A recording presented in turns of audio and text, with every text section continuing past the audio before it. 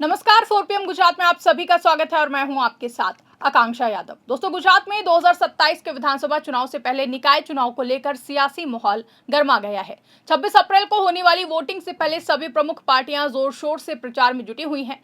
आम आदमी पार्टी के सांसद संजय सिंह सूरत पहुंचे, जहां उन्होंने रोड शो पर पार्टी के पक्ष में माहौल बनाने की कोशिश की।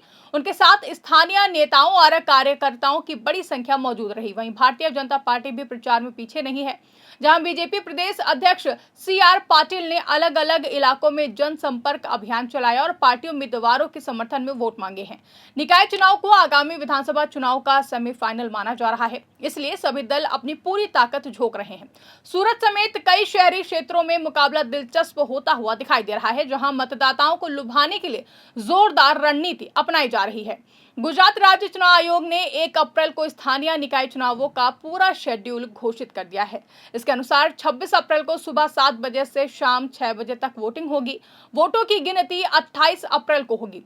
अगर कहीं जरूरत पड़ी तो 27 अप्रैल को रीपोलिंग हो सकती है। इस चुनाव में पूरे गुजरात में 15 नगर निगमों, 84 नगर पालिकाओं, 34 जिला पंचायतों और 260 तालुका पंचायतों की सीटों पर वोटिंग होगी। कुल 9,992 सीटें हैं, जिनके लिए करीब 4 करोड़ 19 लाख मतदाता वोट डालेंगे। इनमें से करीब 1 करोड़ 10 लाख मतदाता नगर निगम क्षेत्रों के हैं। सूरत नगर निगम में 120 वार्ड हैं और यहाँ 2 करोड़ 47 लाख 63,078 मतदाता हैं। पूरे राज्य में 49,591 पोलिंग स्टेशन बनाए गए हैं और 4,49,097 चुनाव कर्मी तैनात किए गए हैं। लगभग 11,000 बूथ संवेदनशील घोषित किए गए हैं, जहां मॉडल कोड ऑफ कंडक्ट 1 अप्रैल से लागू हो गया है। वहीं ये निकाय चुनाव गुजरात की राजनीति के लिए बहुत ही महत्वपूर्ण है। 2027 के विधानसभा चुनाव से पहले ये सेमीफाइनल माना जा रहा है।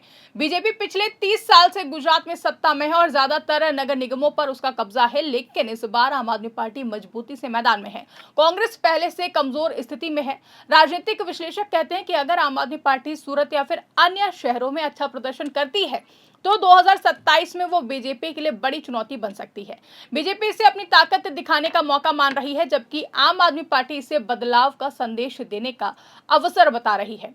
आम आदमी पार्टी ने इस चुनाव में काफी ज्यादा सक्रियता दिखाई है। आम आदमी पार्टी सांसद संजय सिंह सूरत पहुंचे हैं और उन्होंने रोड शो किया, जहां सूरत के मजूरा इलाके में उन्होंने विजय विश्वास सभा की है। उनके साथ स्थानीय आम आदमी पार्टी नेता गोपाल इटालिया, मनोज सोठिया और अन्य कार्यकर्ता मौजूद रहे। संजय सिंह ने पार्टी कार्यकर्ताओं को संबोधित करते हुए कहा कि गुजरात के लोग अब बदलाव चाहते हैं और उन्होंने बीजेपी पर आरोप लगाया कि पार्टी ने विकास के नाम पर सिर्फ प्रचार किया है, लेकिन आम आदमी की समस्याएं जैसे कि बेरोजगारी, महंगाई, शिक्षा और स्वास्थ्य सुविधाएं नहीं सुधरी हैं। आम आदमी पार्टी पंजाब में जो काम कर रही है, मुफ्त बिजली, अच्छी शिक्षा, स्वास्थ्य सुविधाएं, वही गुजरात में भी करने का वादा किया है। संजय सिंह के रोड शो में सैकड़ों कार्यकर्ता और आम लोग शामिल हुए हैं। जहां आम आदमी पार्टी ने सूरत नगर निगम के लिए 75 उम्मीदवारों की लिस्ट पहले ही घोषित कर दी थी। पार्टी ने पूरे गुजरात में 460 से ज्यादा उम्मीदवार उतारे हैं। कई जगहों पर युवा, महिला और आम लोगों को टिकट दिया गया है। सूरत के वार्ड 29 से माइक्रो इन्फ्लुएंसर गोल्डी सिंह, जिनका नाम सोना सिंह, को उम्मीदवार बनाया गया है। उन्होंने कहा कि अगर जीती तो पानी की समस्या, सड़कों और स्थानीय मुद्दों को हल करेंगी। आम आदमी पार्टी का फोकस टेक्सटाइल शहर सूरत के मजदूरों, छोटे व्यापारियों और युवाओं पर है। पार्टी कह रही है कि कांग्रेस अब विकल्प नहीं रही है, बीजेपी थक चुकी है, अब आम आदमी पार्टी ही असली विकल्प है। दूसरी तरफ भारतीय जनता पार्टी भी पूरी ताकत से प्रचार कर रही है। गुजरात बीजेपी प्रदेश अध्यक्ष और केंद्रीय मंत्री CR पाटिल ने सूरत के विभिन्न इलाकों में जनसंपर्क अभियान चलाया। लिंबायत इलाके में उन्होंने बड़ी बैठक की और 2000 से ज्यादा कांग्रेस कार्यकर्ताओं के बीजेपी में शामिल होने का दावा किया। CR पाटिल ने आम आदमी पार्टी को खुली चुनौती दी है। उन्होंने कहा कि आम आदमी पार्टी 2021 के सूरत नगर निगम चुनाव में 27 सीटें जीती थी। इस बार अगर हिम्मत है तो फिर 27 सीटें जीत कर दिखाए।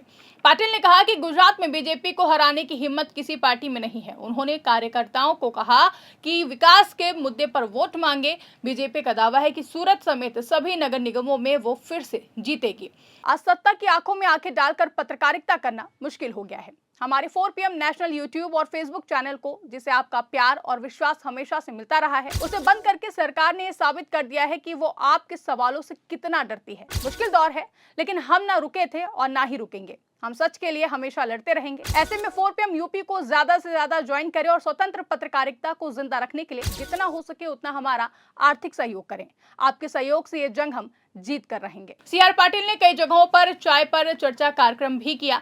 इसमें उन्होंने स्थानीय समस्याओं पर चर्चा की और पार्टी उम्मीदवारों को मजबूत बनाने की कोशिश की है। बीजेपी कह रही है कि पिछले सालों में सूरत में बहुत विकास हुआ है। पार्टी गुजरात के मुख्यमंत्री भूपेंद्र पटेल के नेतृत्व में विकास का मॉडल पेश कर रही है। बीजेपी का फोकस मजबूत संगठन और पिछले कामों पर है। सूरत में मुकाबला मुख्य रूप से बीजेपी और आम आदमी पार्टी के बीच है, जहां कांग्रेस काफी ज्यादा कमजोर दिखाई दे रही है। 2021 के सूरत नगर निगम चुनाव में आम आदमी पार्टी ने 27 सीटें जीती थी, जो कि बीजेपी के लिए झटका था। उस समय आम आदमी पार्टी ने दिल्ली मॉडल का प्रचार किया था और अब 2026 में आम आदमी पार्टी फिर से उसी जोश के साथ मैदान में है। लेकिन बीजेपी ने इस बार आम आदमी पार्टी को दिल्ली पंजाब वाली पार्टी बताकर जवाब दिया है। सीआर पाटिल ने कहा कि जो लोग 2021 में आम आदमी पार्टी को वोट देते थे वो अब पछता रहे हैं। आपको बता दें, निकाय चुनाव की खासियत यह है कि इसमें पहली बार 9 नए नगर निगमों में चुनाव हो रहे हैं।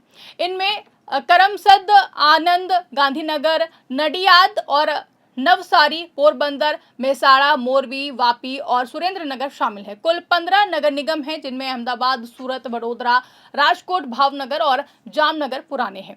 ओबीसी आरक्षण को लेकर भी नई व्यवस्था की गई है। कुछ जिलों में ओबीसी के लिए पंचायत अध्यक्ष पद आरक्षित किए गए हैं। चुनाव ईवीएम से होंगे और मल्टी ईवीएम सिस्टम का इस्तेमाल किया जाएगा। आपको बता दें कि गुजरात में कुल 4.4 करोड़ मतदाता हैं, जिनमें से 4 करोड़ 19 लाख इस चुनाव में वोट डाल सकते हैं। पुरुष मतदाता 2 करोड़ 16 लाख से ज्यादा हैं। महिला मतदाता 2.02 करोड़ और अन्य 965 हैं। जहां चुनाव आयोग ने सुरक्षा के पुख्ता इंतजाम किए हैं। संवेदनशील बूथों पर अतिरिक्त पुलिस से तैनात की है। आम आदमी पार्टी के प्रचार में शिक्षा, स्वास्थ्य, बिजली और भ्रष्टाचार मुक्त प्रशासन मुख्य मुद्दे हैं। संजय सिंह ने कहा कि गुजरात के युवा बेरोजगारी से परेशान हैं। पार्टी स्किल ट्रेनिंग, अच्छे स्कूल और अस्पताल बनाने का वादा कर रही है। सूरत जैसे औद्योगिक शहर में मजदूरों की समस्याएं, रहन सहन, पार्टी सफाई पर फोकस है। आम आदमी पार्टी ने गारंटी कार्ड भी बांटे हैं, जिसमें 10 गारंटियां लिखी हैं। बीजेपी का मुद्दा विकास, स्थिरता और मोदी शाह का मॉडल है। सीआर पाटिल ने कहा कि गुजरात पूरे देश का विकास मॉडल है। उन्होंने कांग्रेस पर भी निशाना साधा और कहा कि विपक्ष में कोई ताकत नहीं बची है। कुछ जगहों पर कांग्रेस ने 20 सूत्री चार्जशीट जारी की है, जिसमें बीजेपी पर भ्रष्टाचार के आरोप लगाए हैं, लेकिन कांग्रेस की स्थिति कमजोर बताई जा रही है। सूरत में नामांकन के दौरान भी राजनीतिक गर्मी दिखी थी, जहां कलेक्टर ऑफिस के बाहर बीजेपी और आम आदमी पार्टी कार्यकर्ताओं के बीच नारेबाजी हुई। बीजेपी समर्थक मोदी मोदी के नारे लगाते रहे तो वहीं आम आदमी पार्टी वाले गोपाल गोपाल चिल्लाते रहे। कई जगहों पर उम्मीदवारों के नामांकन के समय भीड़ उमड़ी। कुछ उम्मीदवार बिना विरोध के निर्विरोध चुने गए, लेकिन ज्यादातर जगहों पर मुकाबला त्रिकोणीय या फिर द्विकोणीय है, जहां ये चुनाव गुजरात की जमीनी राजनीति को समझने का मौका देगा। अगर आम आदमी पार्टी सूरत में अपनी 2021 वाली सीटें बरकरार रखती है या फिर बढ़ाती है, तो फिर 2027 के लिए उसका मनोबल बढ़ेगा। गोपाल इटालिया जैसे स्थानीय नेता आम आदमी पार्टी की ताकत है। इटालिया पटेल समुदाय से हैं और पटेल आंदोलन से जुड़े रहे हैं। उन्होंने उपचुनाव में भी जीत हासिल की है। सीआर पाटिल गुजरात बीजेपी के मजबूत चेहरे हैं। वो नवसारी से सांसद भी हैं। उनकी सक्रियता से बीजेपी कार्यकर्ताओं में जोश है। पाटिल ने कई बार कहा कि बीजेपी सभी सीटें जीतेगी। राजनीतिक विश्लेषक कहते हैं कि निकाय चुनाव स्थानीय मुद्दों पर लड़े जाते हैं, लेकिन गुजरात में ये राष्ट्रीय और राज्य स्तर की राजनीति से भी जुड़ा गया है, जहां आम आदमी पार्टी इसे आम आदमी वर्सेस सत्ता का मुद्दा बना रही है। बीजेपी इसे विकास वर्सेस अस्थिरता बता रही है। जानकारी के मुताबिक गुजरात की राजनीति में बदलाव के संकेत दिखाई दे रहे हैं। युवा मतदाता और महिलाएं अब ज्यादा सक्रिय हैं। मुद्दे बदल रहे हैं। पुरानी पार्टियों को नई चुनौतियों का सामना करना पड़ रहा है। सूरत जैसे शहरों में औद्योगिक मजदूर, छोटे व्यापारी और मध्यम वर्ग के वोट निर्णायक होंगे।